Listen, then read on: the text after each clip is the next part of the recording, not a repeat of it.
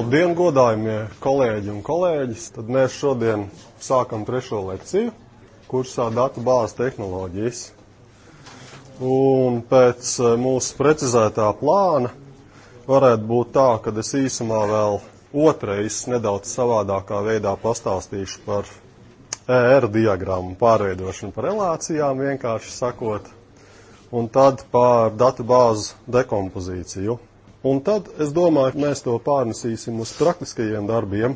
Mēs beidzot pieķersimies pie kārtīgām datu bāzēm, kas ir klienta servera datu bāzes.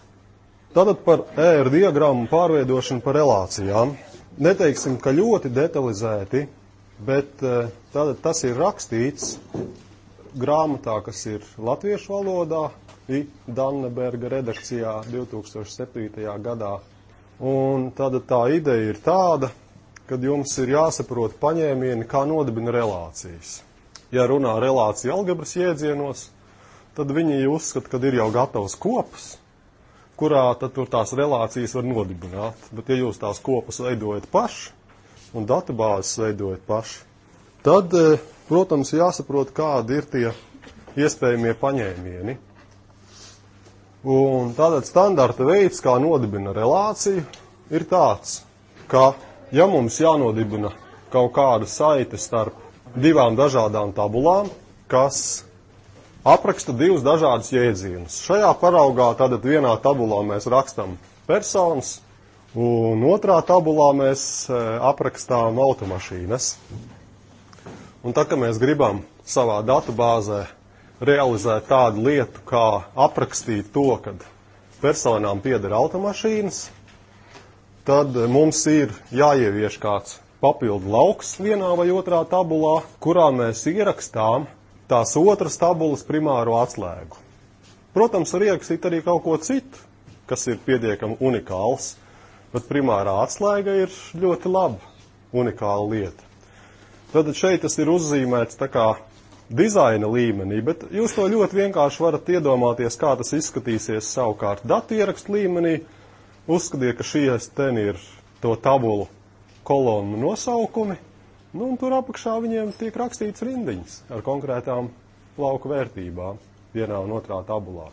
Tātad, lai nodibinātu relāciju un aprakstītu savā datu bāzē, ka personām pieder automašīnas, mēs automašīnu tabulā ieliekam jaunu kolonu, kas saucās īpašnieks, un šajā īpašnieku kolonnā rakstam lauku vērtības, kuras sakrīt ar primāro atslēgu tajā personu tabulā. Šeit kā primārā atslēga ir izvēlēts personas kods. Un tā, ka mēs to relāciju šķetinām vaļā, tad mēs zinām, ka tajā vietā, kur mums ir ierakstīts personas kods, tur 11, 12, 25, 125, 88 vai cik tur, tad mums, lai sameklētu papildu informāciju, kas tas īpašnieks īsti ir, mēs šajā tabulā tādu vērtību arī meklējam. Viltīgs gadījums ir tāds, ja mēs gribam nodibināt tikai relāciju 1:1. Ar ko viņš ir viltīgs, ir tas, ka tikpat labi mēs šo piemēru varējām taisīt savādāku, ka pie personas pielika lauku, kas saucās automašīna, un rakstīt ar automašīnas šasijas numuru. Ja vienai personai saskaņā ar mūsu ļoti stingro likumdošanu drīkst būt ne vairāk pa vienu automašīnu, tad viss ir kārtībā. Jautājums ir, kādi ir apsvērumi, kurai tabulai to lauku piekabināt klāt.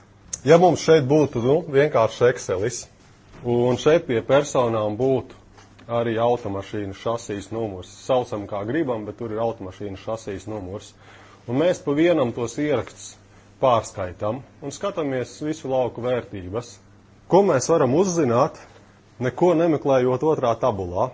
Mēs varam uzzināt personas kodu, mēs varam uzzināt vārdu uz vārdu šasijas numuru. Vienā gadījumā. Otrā gadījumā mēs varam uzzināt šasijas numuru, motoru numuru, tralala un īpašnieku personas kodu. Tātad atšķirība ir tajā, ka atkarībā no tā, kuru tabulu jūs biežāk lietojat, jums vienā gadījumā atbildēt uz jautājumu, vai personai ir automašīna, nemeklējot otru tabulu. Otrā gadījumā, kas apzīmēt šeit ar dzeltenu, vai automašīna pieder kādai personai. Un ja jums ir bieži jāuzdod viens vai otrs jautājums, tad jūs, protams, realizējat to datubāzi tādā veidā, lai biežāk uzdoto jautājumu atbildes var iegūt ar mazāku darbu. Ja mēs tomēr dzīvojam demokrātiskā valstī un pieņemam, ka vienai personai var būt vairākas automašīnas, tad, ja ir šāds gadījums, tad tā realizācijas pārdomas jau ir stipri vienkāršākas. Mēs viņu nevaram ielikt šeit, jo tad mums sanāk veidot daudzus laukus. Pirmā automašīna, otrā automašīna, trešā automašīna, entā automašīna. Ja mēs to gribam tādā solīdā veidā realizēt, tad ir vienkāršāk, kad automašīna ir īpašnieks, un tad mēs varam vienkārši uzzināt automašīnas īpašnieku, vai viņai ir īpašnieks, bet, lai mēs uzzinātu, kuram īpašniekam ir kādas automašīnas, mums tā kā tā ir jāapskata divas tabulas. Vissarežģītākais gadījums, ja ir daudz pret daudzām attiecībām, mēs to jau praktiski pārbaudījām, tad vienīgais solīdais veids, kā to ir realizēt, ir ieviest starp tabulu, kurā raksta ārzemju atslēgas, primārās atslēgas no vienas tabulas un no otras tabulas. Un, protams, šādā veidā jūs varat realizēt arī 1:1 saiti, bet tad jums ir īpaši daudz jāpiņķerējās, jo ir iesaistīts jau veselas 3 tabulas. Tad, kad jūs sāksiet mācīties kaut ko objektu orientētu, ir tāds jēdziens, kas saucās navigējamība.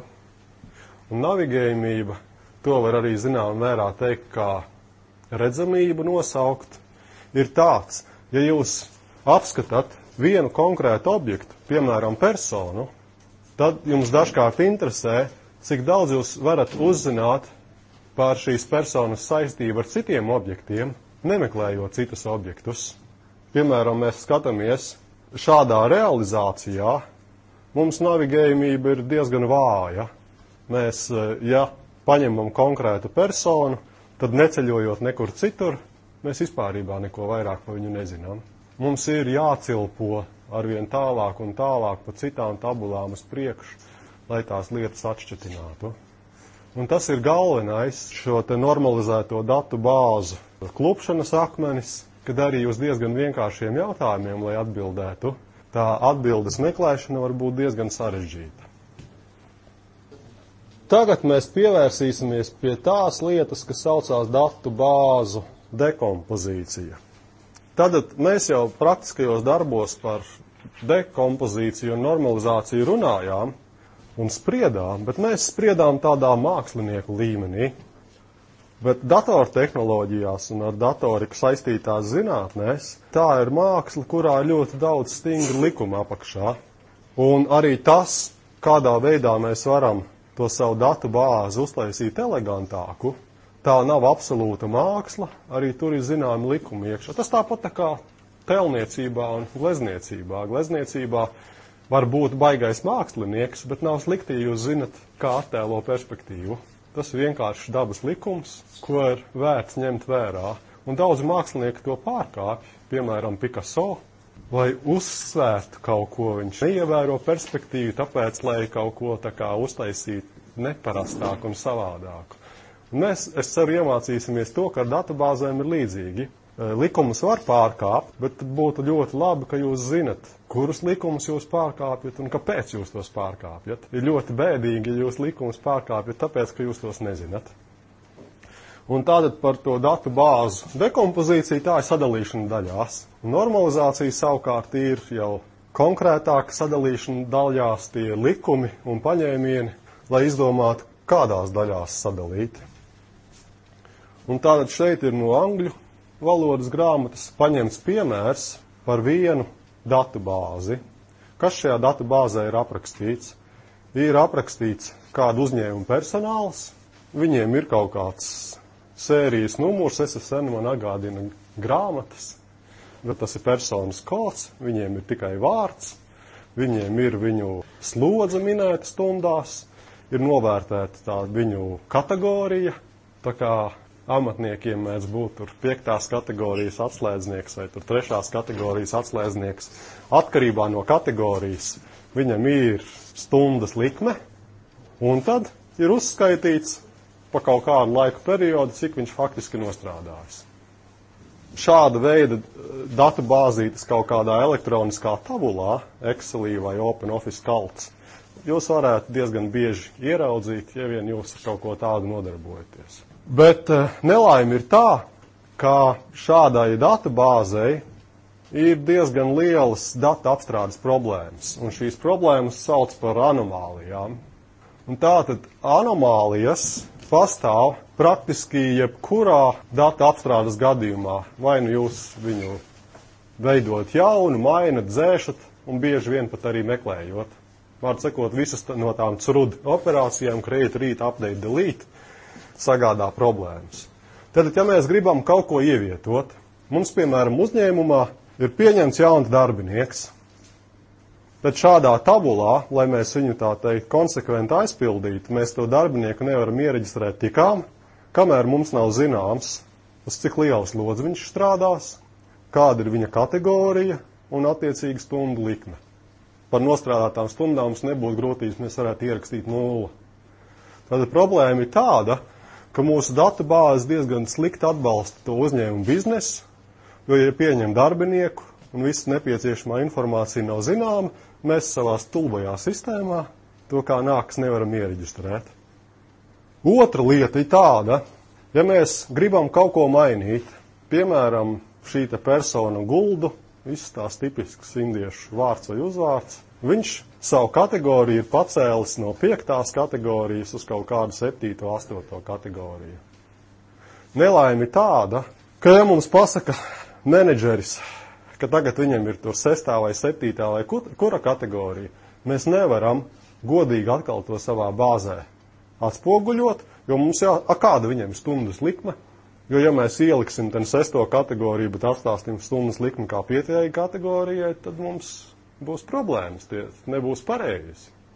Tad mums ir arī datus atjaunojot grūtības. Un mums ir arī datus dzēšot grūtības. Ja, piemēram, šie 2 cilvēki pamet uzņēmumu, un mums viņus tā kā būtu jādzēš ārā, tad mums pazūd visa informācija, kāda stundas likme bija 5. kategorijai.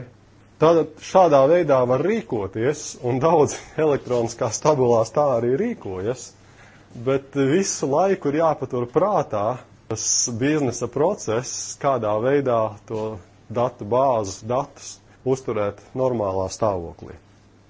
Un tāpēc mēs cenšamies datu bāzes normalizēt.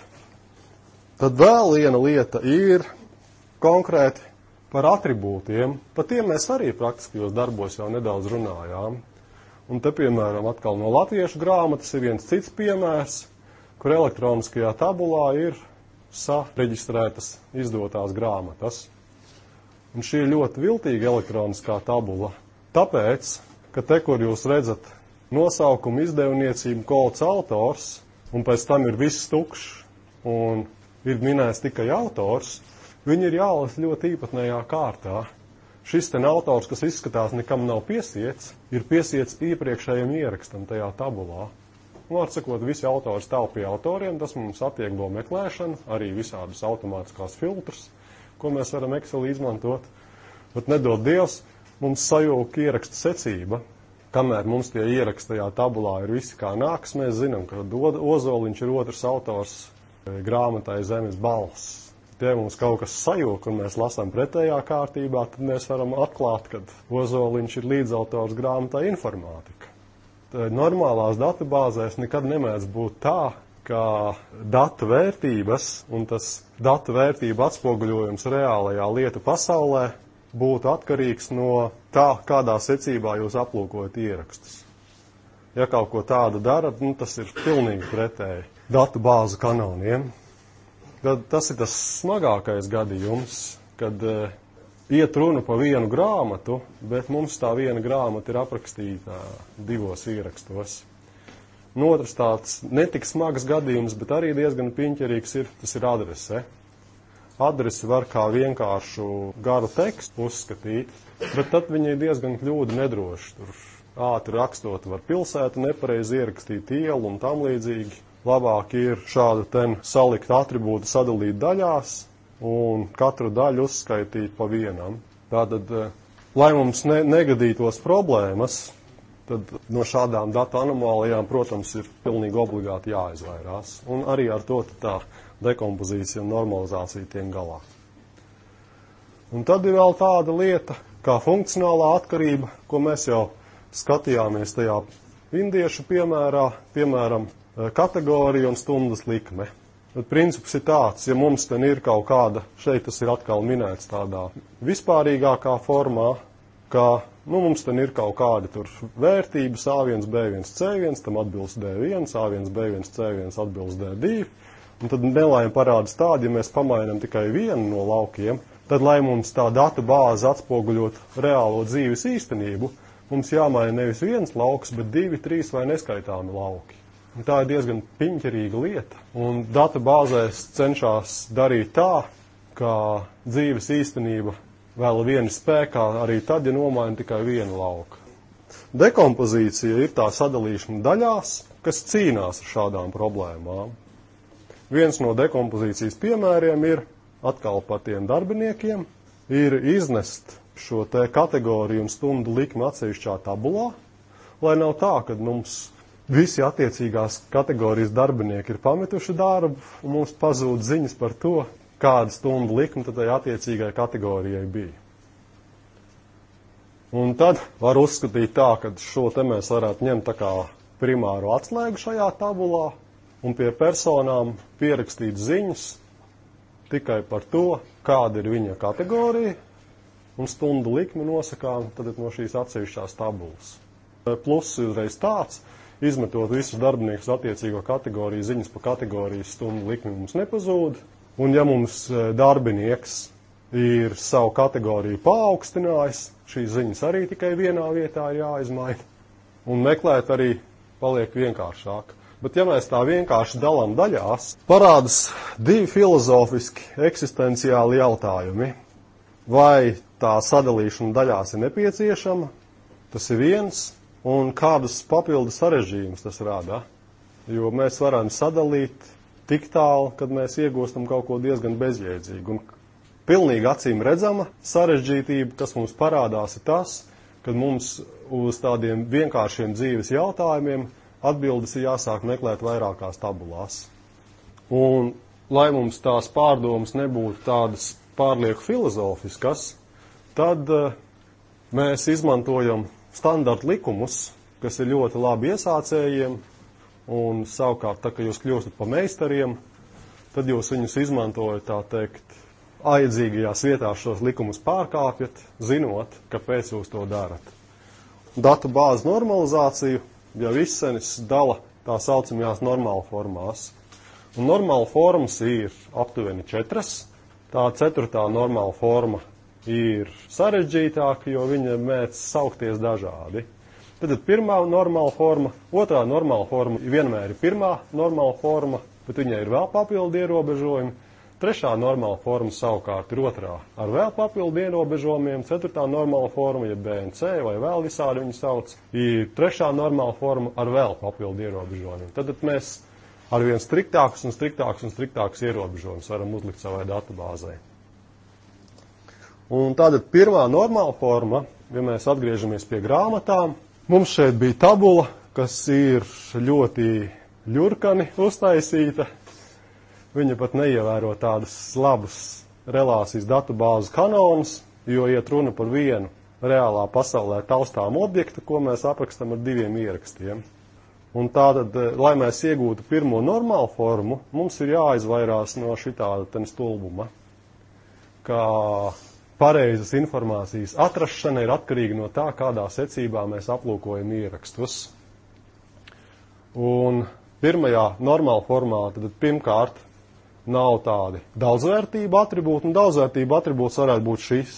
Sanāk tā, ka mums tā kā, ja mēs to tomēr uzstam pa viltīgu vienu ierakstu, tā arī var uzskatīt, tas sanāk tā, ka vienlaicīgi tam vienam ierakstam šeit ir netukša vērtība, šeit ir tukša vērtība, šeit ir netukša vērtība, šeit ir tukša vērtība. Mums jāsaprot, ko tas nozīmē.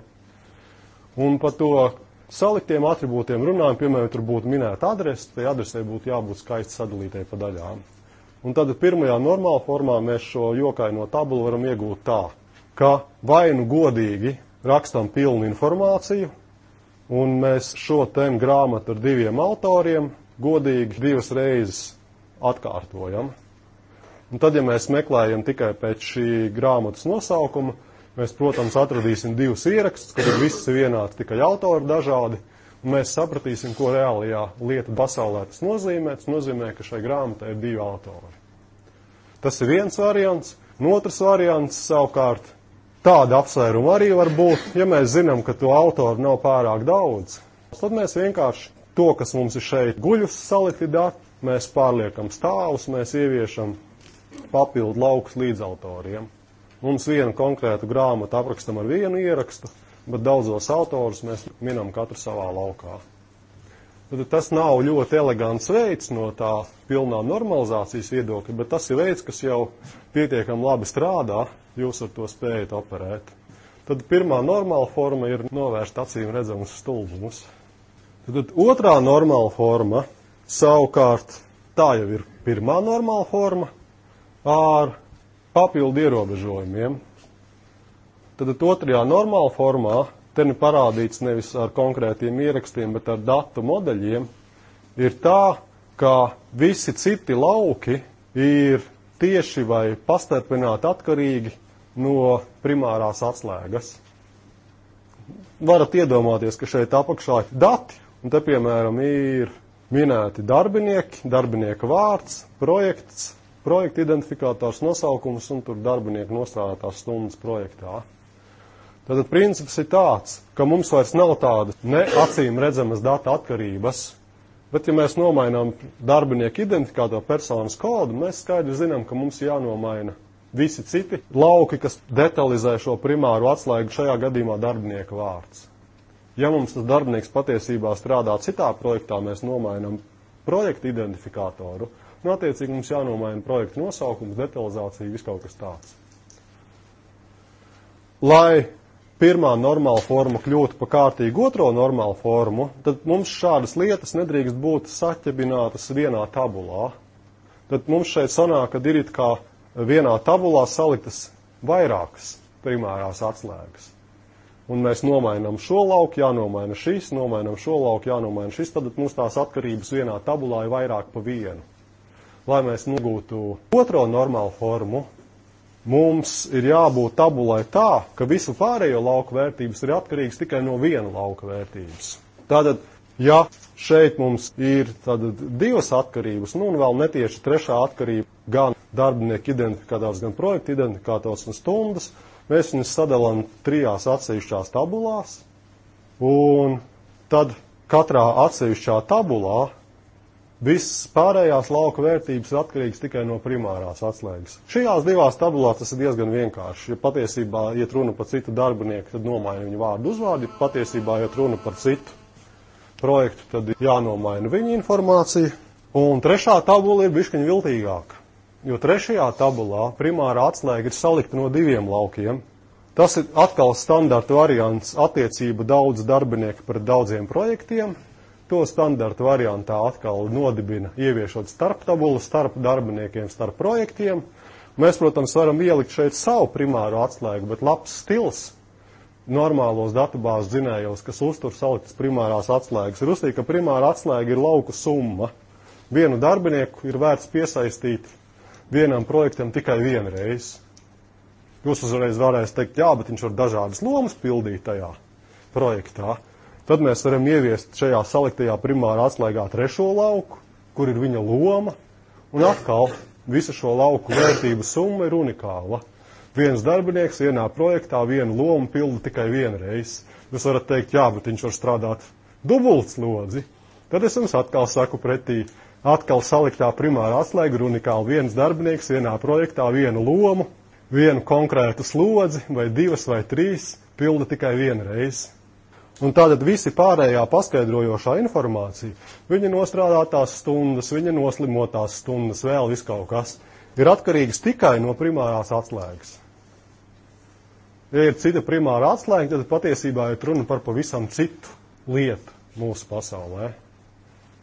Tātad nav vairs tā kā šajā pirmajās normāla formas tabulā nav tā, ka daļa no datiem ir atkarīga no pirmā lauka, daļa no datiem ir atkarīga no trešā lauka, daļa no datiem ir atkarīga gan no pirmā, gan no trešā lauka. Viss ir ļoti vienkārši. Visi pārējie paskaidrojošie dati ir atkarīga tikai no primārās atslēgas. Ja primāra atslēga ir salikta atslēga, tad tā ir salikta atslēga. Trešā normāla forma. Tad tā ir gan pirmā normāla forma, gan otrā normāla forma, kurai ir vēl papildu ierobežojumi. Un šie papildu ierobežojumi ir tādi, kad, ja mēs skatāmies uz tām atkarībām, mums ir diezgan vienkārši redzēt tiešas atkarības. Nomainam primāru atslēgu, iet runa par pavisam citu cilvēku, tad viņam ir cits vārds un uzvārds jāmin. Bet tajā lieta pasaulē, ka mēs iedziļinamies vairāk, varbūt tā, ka šīs atkarības ir tā nevis ar vienu hopu risināmas, bet ar 2 hopu risināmas, vai par 3 vai 4. Un tādas jūsu latviešu valodas grāmatā ir teikts, ka tā ir pārējoša atkarība, bet tas ļoti neveiksmīgs latviskojums, jo pārējoši liekas tā, ka tas ir tā kā lietas, kas pāriet, šobrīd līst un pēc tam izbeidzās. Bet terminoloģijā citajās jomās, piemēram, radioelektronikā, piemēram, grafa teorijā, ir skaidri zināms tāda lieta kā tranzitīvs slēgums. Un tranzitīvs slēgums mums ir skaidrs. Jūs visi labi zinat, ka Latvijā viens no nopietniem biznesiem ir tranzīts. Pārvietot no šejienes uz turieni, caurbraucot. Tas arī tāds tranzīta slēgums, kad atkarība mums ir caurbraucot kāda cita lauku vērtības. Un tāpēc es domāju, ka nevajadzētu baidīties no tāda vārda kā tranzitīvās atkarības. Tās ir tādas tranzīta veida atkarības, kur kāda lauka vērtība ir atkarīga no cita lauka vērtības, un tā lauka vērtība atkarīga no cita lauka vērtības, tā lauka vērtība atkarīga no cita lauka vērtības. Kamēr mēs nonākam līdz galam, mēs tādu tranzītu uztaisam caur vairākiem laukiem. Tad pārējošas vietā, ja jūs gribat latviskot vārdu, vajadzētu kaut ko tādu, kā, es nezinu, vārdu sakot, izdomājot tranzītam latvisku vārdu, tas varētu būt īstais. Ten ir cits piemērs, atkal mums ir klients kaut kādam ofisam, un katram klientam ir savs personīgais klientu menedžeris. Personīgais klientu menedžeris atrodas kaut kādā tur istabā. Un, lai mums nebūtu šo tranzitīvo atkarību, tad mums ir atkal jāsadala tas bišķiņ savādākā veidā tā, ka darbinieks ir piesiets neatkarīgi savam ofisam, un klientam savukārt ir piesiets darbinieku identifikators. Šis tranzitīvais slēgums sanāk tajā laukā, kur mēs ierakstam ofisu. Ja mēs to visu glabājam vienā tabulā, tad office ir atkarīgs no darbinieka, savukārt piesietais klientu menedžeris ir atkarīgs no klienta. Ja iet runa par citu klientu, tad mums jāmaina tas uz citu darbinieku, jānomaina darbiniekam vārds. Šis būtu tiešā atkarība un tā tranzitīva atkarība. Nomainot darbinieku, mums vēl office jānomaina. Un tas ir tā kā diezgan piņķerīgi. Un tad, lai mums šāda tranzitīva atkarība nebūtu, mēs atšķitinām to vaļā, ka klientam ir tikai pašam vārds un tikai darbinieku identifikators. Un darbinieks savukārt vienkārši sēž vienā vai citā ofisā. Un tad tajā trešajā normāla formā no klienta vairs nekādi konkrētais office nav atkarīgs. Mēs to tranzitīvo slēgumu esam atšķitinājuši, ieviešot citu tabulu. Un tā tranzitīvā atkarība, datu bāzu dizaina valodā runājot, to sauc arī par funkcionālo atkarību. Ar funkciju domāts, tā atkarība ir dēļ kaut kādas biznesa darbības veikšanas. Jūs kaut ko savā darbībā izdarat, un uz tā rēķina jums kaut kādi tālāk ejošie dati ir jāizmaina. Un ceturtā normāla forma, tajā populāra zinātniskajā vārdā tiek angļu, latīņu valodā minēta par Boyce Code normāla forma. Bet saīsinājumā žargonā to runā par to BC normāla formu, kopā sanāk BCNF, un tad tā ir trešā normāla forma. Un vieglāk paskaidrot sekas šim visam principam. Katra lauka vērtību jūs varat nomainīt tikai vienā vietā. Jums nav ne tikai tranzitīvas atkarības, bet jums arī tranzitīvās atkarības ir atrisinātas un nav citu atkarību. Ja jūs savā tabulā varat viņu nesalauzt, tā ka viņa sāk atspoguļot nepareizu dzīves īstenību, nomainīt jebkurā vietā tikai vienu lauka vērtību, ka jums ir šī ceturtā normāla forma. Ja to runā zinātnes atribūtos ir tā, ka funkcionālās atkarības, ja tādas ir tikai no šīs vienīgās primārās atslēgas atkarīgas. Un primārā atslēga sarežģītos gadījumos var būt salikt, nevis vienkārši. Ja tas liekas diezgan sarežģīti, tad nav nekas briesmīgs, ja jūs to izmantojat intuitīvi. Intuitīvi jums jāmēģina to datubāzi normalizēt tā, lai jebkura lauka vērtību jūs varat mainīt pa vienai. Ja jums lauka vērtība ir jāmaina pa 2, pa 3, pa daudzām, tad jums tā datubāze ož pēc problēmām. Un 4. normāla forma, jeb tā BNC normāla forma, viņa vēl saucās arī pa 4. un 5. Tā ir tā pati BNC normāla forma, bet relācija algebras iedzienos tas ir daudz svinīgāk un daudz vispārīgāk uzrakstīts. Ja jūs gribat relācija algebras iedzienos to palasīt, varat palasīt, tad tas būtu pa normālu formām, denormalizācija 2. daļā. Tātad lekcijas iepriekšējā daļā mēs runājām par to, kā var datu bāzes normalizēt, un tad galvenā ideja normalizācija lielākoties ir datu kvalitātes uzlabošana. Jo vairāk jūs normalizējat datu bāzi, jo vieglāk jums ir uzturēt datus tādā stāvoklī, ka tas, kas ir rakstīts datu bāzē, tas tik tiešām atspoguļo dzīves īstenību. Ja jums ir kaut kāda nebūtu bijusi pieredze ar lietvedību, tad jums agri vai vēlu rodas šāda atklāsme, kā dokumenti sliecas dzīvot paši savu dzīvi, kam nav nekādas saistības ar realitāti. Tas ir arī spēkā mūsdienās, ka to lietvedību un citas lietas kārto elektroniskā veidā.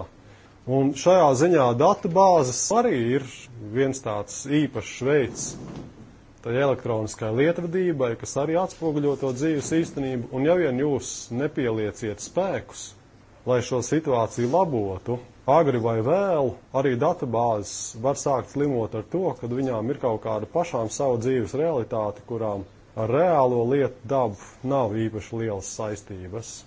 Ja ceļš ir tā, ka tur uzņēmumā vai valsts vai pašvaldības institūcijā izdomā, ka mēs tagad sāksim jauno dzīvi, mēs tur kaut ko tur baigi datubāzēsim, mums būs baigi lielā kārtība, tad vienu brīdi tā arī ir, un tad tā kampaņa beidzās, un tad nav spēka tos datus kvalitatīvus uzturēt, un tad tā datubāzes paliek arvien putekļaināk, nepareizāk un tā tālāk. Normalizācija jums ļauj šo datu kvalitāti un līdz ar to datu bāzes realitātes saistību ar patiesā dzīves realitāti noturēt atbilstošā līmenī ar minimālām pūlēm.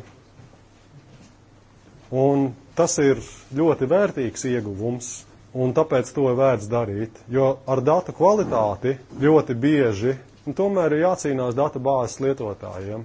Tām sekretārēm izmaiņas ir jāiereģistrē, lietvežiem tur dati ir jāatjauno, tas viss ir jāieraksta, un ja jums būs slikti normalizēta datubāze, tad to jūsu jauno un skaisto sistēmu ātri vien sāk saukt par to stulbo sistēmu, vai vēl sliktākos vārdos. Un lai tas brīdis pārāk ātri nepienāk, tad to ir vērts darīt. Bet, ja mēs savukārt skatāmies uz savām sautīgajām datubāzes implementācijas lietām, mums ir savukārt daži apsvērumi, kuru dēļ mēs tos izplatītos standarta likumus vēlamies pārkāpt. Tad, kad es jau runāju par dekompozīciju, tas ir sadalīšana daļās, vienu lietu jau es pateicu. Pirmais likums, kura dēļ mēs varam kādu no normalizācijas principiem neievērot, ir tas, ka standarta pieprasījumi, un tad šai sistēmai uzdotie jautājumi, izpildās lēnāk nekā mūsu lietotāji to vēlētos. Un tad mūsu pirmais apsvērums varētu būt tāds, ka mēs bāzi denormalizējam, uztaisam kaut kur liekus un duplicētus datus, tāpēc, lai kaut kādas bieži veicamas operācijas strādātu ātrāk. Mūsu lietotājiem nebūs jāsēž tur minūti vai 4 minūtes vai cik ilgi pie kaut kāda pārskata veidošanas. Mums savukārt, ko tas maksās? Mums tas maksās to, ka ar datu duplicēšanu un viņa kontroli mums pašiem ar savu datubāzes līdzekļiem būtu jātiek spēkā. Ja mēs liksim izvēlēties lietotājiem starp vai nu tev pārskatsies ātri, vai nu tu 35 vietās pats to visu modificēsi, viņš pats gribēs nošauties vai viņš jūs gribēs nošaut. Tā kā tādu draņķīgu izvēli piedāvāt nevajadzētu. Nākamā lieta ir tāda, ka ja mēs kārtīgi normalizējam datus, tad mums ļoti bieži kaut kādas vērtības ir jārēķina, jāsaskaita ieraksti, attiecīgos ierakstos jāsasummē datu vērtības. Un ja tas jādara bieži, tad šāda aprēķina arī, protams, prasa kaut kādu laiku. Standarta variants ir ar grāmatvedību saistītās sistēmās, piemēram, konta bilance. Ja mums ir kaut kāds bankas klients, kurš ir klients ar savu elektronisko sistēmu jau 10 gadus, mēs, protams, jebkurā brīdī bankas bilanci varam izrēķināt, saskaitot visas šajā kontā veiktās operācijas, visu ienākošo un iznākošo naudu. Mēs, protams, iegūsim bilanci. Bet ja mums bilances aprēķināšanai vajadzēs vienmēr pārskatīt pilnīgi visus ierakstus, kas ir bijuši, tik daudz, cik ilgi tas klients ir lietojis mūsu sistēmu, un tas ir diezgan draņķīgs paņēmiens. Un tāpēc konta bilance ir absolūts standarta veids, kur izmanto denormalizācijas principu, kā bilanci, pieskaitot kaut kādu naudu tajā kontā, atņemot kaut kādu naudu, pieskaita un atņem no konta bilances un saglabā šo bilanci informācijā pa kontu. Un tad, lai šo bilanci apskatītu, nav pilnīgi nekāda aprēķina jāveic. Tad mīnus ir tas, ka mums vienkāršas darbības ienākošā nauda, izejošā nauda no konta prasa papildu darbību, aprēķināt bilanci, bet pluss ir tāds, ka tāda standarta operācija kā bilances apskatīšanās mums nemaksā nekādu papildu skaidrošanas jaudu. Nākamā lieta, kur bieži izmanto denormalizāciju, ir sistēmas veiktspējas palielināšana. Un veiktspēja šajā ziņā ir domāta nevis, lai kaut kādā jaudīgā veidā varētu apmierināt vienu nabaga lietotāju, bet lai varētu apmierināt maksimāli daudz lietotājus. Un standarta variants ir paskatīties jebkuru tīmekļa bāzētu sistēmas. Tur ir diezgan pamatīgi ieviesta denormalizācija, tāpēc, lai tie 100 tūkstoši, miljoni, 100 miljoni lietotāju varētu to datu bāzi izmantot. Tur, protams, izmanto arī citas tehnoloģijas. Tur viņas tās datu bāzes paralelizē un visas citas lietas, bet jebkura paralelizācija arī ir denormalizācija. Un tad vēl viena lieta, kāpēc mēs varam denormalizēt datu bāzi, ir vienkāršo dizainu. Jo tad atkal atgriežamies pie pirmās standarta nepilnības, kas mums ieviešot normalizāciju ir. Mums arī diezgan daudz vienkāršas operācijas ir jāveic, aptaustot vairākas tabulas. Bet ja mums tajā tabulā ir ieraksts kaķis saraudājis, tur ir piemēram 100 ieraksti vai 200 ieraksti, tad kāpēc mums to rakstīt 4 tabulās pēc kārtīgas normalizācijas? Ierakstīsim vienā. Mēs tiksim ar to loģiku galā. Toties tas viss mums stāv vienā tabulā un tur nav nekādu grūtību. Tad standarta variants, piemēram, ir tāds. Mēs vedam datubāzi par cilvēkiem uzņēmumā, un viņi var būt, piemēram, štata darbinieki, ārpus štata darbinieki, kaut kādi īslaicīgi kontraktori, un atkarībā no tā, vai viņš ir kontraktors vai štata darbinieks, viņam ir papildu informācija kaut kāda jāieglabā kaut kur. Tad pilnīgi tādā normalizētā veidā visa šī papildu informācija, ja tas ir kontraktors, tad tie pāris lauki ir atsevišķā kontraktora tabulā. Ja tas ir štata darbinieks, tad visa papildu informācija par štata darbinieku. Bet ja mums to kontraktoru tur papildu informācija nav milzīgi daudz, mēs varam denormalizēt to bāzi un ielikt vajadzīgos laukus darbinieku tabulā. Tiem, kas ir darbiniekiem, tā, protams, būs pazaudēta diska vieta, jo tajās laukos nekādu ierakstu nebūs. Bet toties mums būs vienkāršāks dizains. Un pat ja jūs to neveiciet ar rokām, tā kā mēs iedziļināsimies līdz tam, kad ir daudz un dažādi datubāzu rīki, kas datubāzes dizainu uzģenerē no jūsu modeļa, viņi arī bieži vien tā rīkojās, ka ja jums ir kaut kāda specializācija, kad iet runa par cilvēku, bet tas cilvēks var būt, pēc tam sadalīties tur dažādās lietās, tur kontraktors, apakškontraktors, štata darbinieks, neštata darbinieks, nezinu kas, viņi patiesībā to raksta, vienā tabulā pa cilvēkiem. Jūsu latviešu grāmatā ir runāta tāda tur neliela filozofija aizgājusi par to, ka, bieži lietotus datus ir vērts likt vienkopā. Tas varētu būt bijis spēkā pirms gadiem 10, 15, 20, kad operētāja sistēmas diezgan tiešā veidā pārvaldīja to, kas atrodas uz cietā diska. Mūsdienās tas ir ļoti pastarpinātā veidā, tāpēc, kad failu sistēmas ir kļuvušas sarežģītākas, tāpēc, ka diski ir kļuvuši sarežģītāki, jūs varat par vienu loģisko disku uzstīt veselu disku masīvu, jūs tur varat vēl visu ko darīt, un tas ir diezgan nespēkā. Un taisn otrādi, ja jums pat tas ir samētās pa vairākiem diskiem, protams, vairāki diski paralēli vajadzīgos datus spēja sameklēt ātrāk nekā viens vienīgs disks. Tur taisn otrādi ir vērts, ka tas ir vienmērīgi tie dati izkaisīti pa visiem diskiem, lai jebkurš vienu datu pieprasīšanu, jums visi diski ir noslogoti un viņi to darbu veids paralēli. Tā kā pilnīgi noteikti nav jāinteresējas par to, kā tas atrodas uz diska.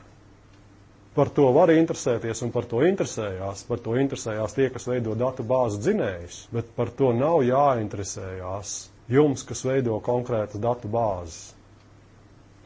Ja jūs domāsiet, ka jūs tur kaut ko uzlabojat, tad labākā gadījumā jūs kaut ko līdz galam neesat sapratuši, sliktākā gadījumā jūs darat kaut ko pilnīgi nepareizi.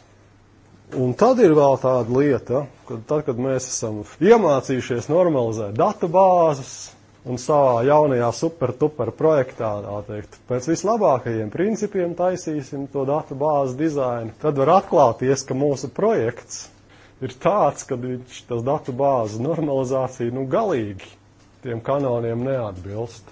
Un standarta gadījums, kad standarta normalizācija neatbilst, tieši tā, standarta gadījums, kad standarta normalizācija neatbilst, ir tāds, kad jums ir tikai daļēji strukturēti dati. Un, piemēram, jums ir kaut kāda programma, kur jūs uzskaitat savus kontaktus. Jums tur ir kolēģi, draugi, radinieki, nezinu, kas vēl. Un atkarībā atkal tāpatās kā darbinieku datu bāzē, atkarībā no tā, vai tas jums ir draugs vai nedraugs vai vēl kaut kas, tā informācija, ko jūs vedat par viņu, ir dažāda. Tur, kur tā attiecības ir formālākas, tur jums interesē formālas lietas, tur viņa telefona numurs, viņa nodarbošanās, ieņemamais amats un tam līdzīgi, tur, kur jums ir neformālas saites, jums vajag tikai vārdu un telefonu un kaut ko tādu. Un ja jūs gribat taupīt diska vietu un arī operatīvu atmiņu, tad jums sanāk tā, ka tā sākotnējā struktūra ir diezgan nenoteikta. Un viņa var tā kā būt jāveido papildināma, bet viņai jābūt pietiekami vispārīgai. Otra lieta, piemēram, ir ģeogrāfiskās informācijas sistēmas. Ļoti klasisks gadījums. Jūs varat, piemēram, apstīties tādu atvērtā koda projektu openstreetmap.org, un tur jūs varat pievienot savu papildu informāciju. Tur ir, piemēram, standarta gadījumi jau minēti. Tur ir ceļi, tur ir ēkas, un tur ir vēl viss kaut kas, bet jūs varat ieviest savus jēdzienus, jūs varat tur norādīt tur kafejnīcas, jūs varat ielikt skaistās vietas un vēl kaut ko. Tad jums ir kaut kāda iepriekš noteikta struktūra, bet jūs varat, zināmā mērā, nepārkāpjot tās informācijas sistēmas robežas, tur likt jaunus datu veidus iekšā, nemainot pašu datu bāzi. Piemēram, atrašanās vieta, mēs saprotam, tur ir valsts, pilsēta, kvartāls, māja, bet tad, piemēram, jūs gribat izmantot šo sistēmu, lai saskaitītu visus īrniekus, kas barojās no viena elektrības transformatora, kas savukārt no viena ūdensvada kaut kāda atzara darbojās, kas darbojās no vienas kanalizācijas sistēmas. Visi šie pieslēgumi, viņi kaut kādā veidā aiziet līdz vienai konkrētam dzīvoklim, bet pilnīgi noteikti nav teikts tā, ka tas, kas dzīvo Brīvības ielā tur un tur, ka viņam tādā pašā veidā ir elektrība pienāk, ir ūdensvads, ir kanalizācija, ir internets, ir vēl kaut kas. Tur ir zināma korelācija, bet pilnīgi nekādīgi nav viennozīmīgas saistības.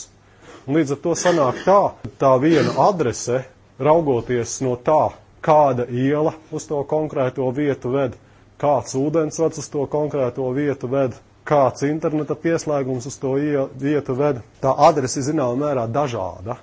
Jūs skatāties, ka tie grafi, kas tur tajā mājā ieplūst, ir dažādi. Un, protams, jūs jebkurā brīdī varat ieviest kaut ko jaunu. Piemēram, iedzīvotājus, kas ir nobalsojuši tur gaidāmajās, vai kas grasās balsot gaidāmajās vēlēšanās, vai iedzīvotājiem, kuriem tur patīk suņi vai kaķi. Tad tie standarta veids, kad it kā mums tie dati ir daļēji strukturēti, nav tā, ka mēs par viņiem nezinām neko, bet mums ir vēlme, zināmā mērā, bezgalīgi papildināt šos datus ar kaut kādiem jauniem jēdzieniem. Un šāda veida datubāzēm standarta normalizācija nedara, bet ir citi paņēmieni. Un viens no tādiem ļoti vienkāršiem vispārīgas datubāzes piemēriem varētu būt tāds, ka jebkuru savu jēdzienu tajā lietu dabā, ko mēs gribam savā informācijas sistēmā reģistrēt, mēs reģistrējam ļoti vispārīgā tabulā, kas saucās objekts. Pilnīgi skaidrs, ka mēs tādos ļoti augstos vispārības līmeņos lidinoties, jebko varam saukt par objektu. Cilvēks ir objekts, viņa brilles ir objekts, viņa atrašanās vieta ir objekts un tā tālāk. Tad visus šos kaut kādus jēdzienus mēs rakstam kā objekts, mēs viņiem piešķiram primāru atslēgu. Tur, kur mums ir dati, tur mums ir large binary object, blobs saucamais, kur mēs reizēm ieliekam Word dokumentu, reizēm mēs ierakstam 25, reizēm vēl kaut ko. Tad mēs viņu varētu pateikt, atsevišķu klasifikātoru ieviest, kad ir dažādi objektu tipi, ir personas, ir apģērbi, ir apavi, ir adreses, cik jau mēs plašu gribam. Un objektam ir kaut kāda saistība ar citu objektu. Tad šī ir zīmēta kā klašu diagramma, tad jebkura objekta saistība ar citu objektu ir daudzi pret daudziem, tā kā jūs to realizējat datubāzē, jūs labi zinat, jūs ieliekat papildu tabulu, kur vienā pusē ir objekta identifikators, otrā pusē saistības identifikators, un atkarībā arī saistībai jūs varat ieviest klasifikātoru, ka viena saistība ir piederība, otra saistība ir radniecība, trešā saistība ir darba devējs, darba ņēmējs, ceturtā un piektā un sestā ir vēl kaut kas. Ļoti vispārīgs princips, un tas, kas jums ten ir jāievēro, ka ir tā kā viena tāda galvenā tabula, vai divas galvenās tabulas, un tad viņas var apaudzēt ar kaut kādām paskaidrojošām tabulām. Un kā vienu konkrētu piemēru var parādīt to jūsu izmantoto XWiki satura pārvaldības sistēmu, kurā arī var veidot pats savus jaunus objektus. Tur var veidot vienkārši wiki dokumentus, bet tur var veidot arī receptus, tur var veidot arī visu ko citu. Un, lai to veidot, arī nav jāmaina datubāzes dizains.